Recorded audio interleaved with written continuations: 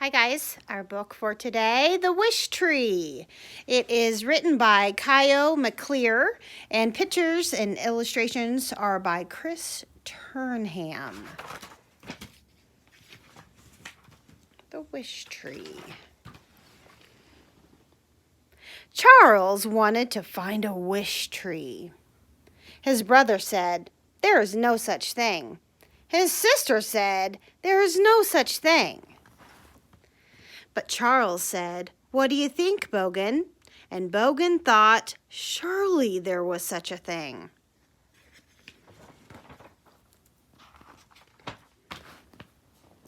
So the next morning, Charles and Bogan set forth. His brother said, "Bring a map." His sister said, "Don't forget a compass." But Charles and Bogan were already well on their way into the woods.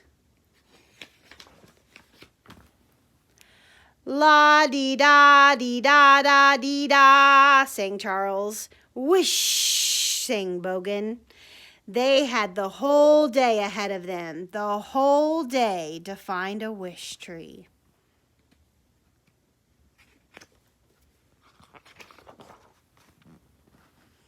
Up to the top of the hill they climbed, and down to a frosty meadow they slid. Where Charles went, Bogan followed. Where Bogan went, Charles followed. Charles and Bogan did not see the wish tree, but they did see Squirrel, who was puzzled over how to get some hazelnuts to his home. "Hold on tight. La-dee-da-dee-da-dee-da," sang Charles. "Wish," sang Bogan.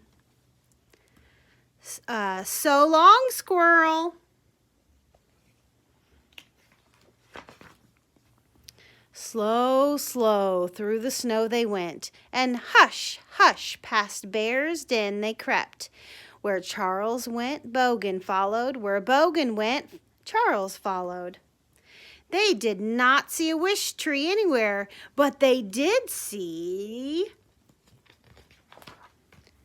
Beaver, who was busy gathering birchwood to bring to his lodge. La-dee-da-dee-da-dee-da-dee-da, sang Charles. "Wish," sang Bogan. "Let's go." Bye-bye, Beaver. Slide, glide across the ice they slipped, past a few logs and around a bend. Where Charles went, Bogan followed. Where Bogan went, Charles followed. The wish tree was nowhere to be found, but they did find Fox, who was late getting berries to her burrow. "Load 'em up." La-dee-da-dee-da-dee-da-dee-da, sang Charles. "Wish," said Bogan. "Keep warm, Fox."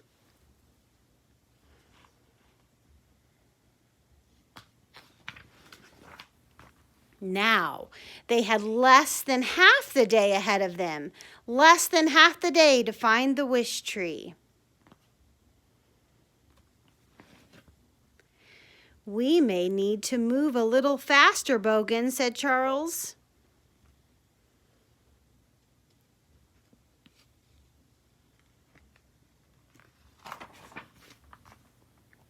Charles and Bogan were moving very slowly now. Their shadows were growing longer. The day was almost behind them. "Bogan," Charles said, "I am tired. I cannot search any longer." "Shh," whispered Bogan.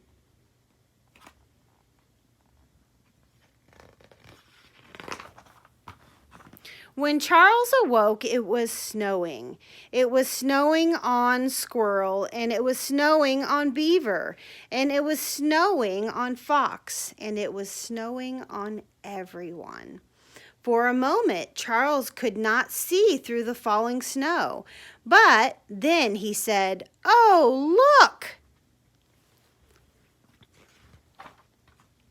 "See, Bogan?" said Charles. "Just as we thought." And Bogan said, "Whoosh." Charles wrote his wish on a piece of paper and tied it around a branch of the wish tree. The snow was falling more gently now.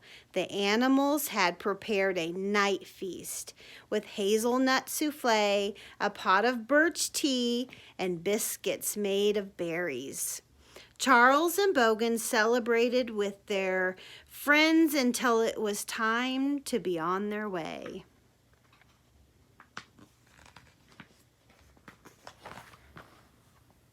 The moon was glowing bright. La-dee-da-dee-da-dee-da-dee-da, sang Charles. Wish, sang Bogan, all the way home.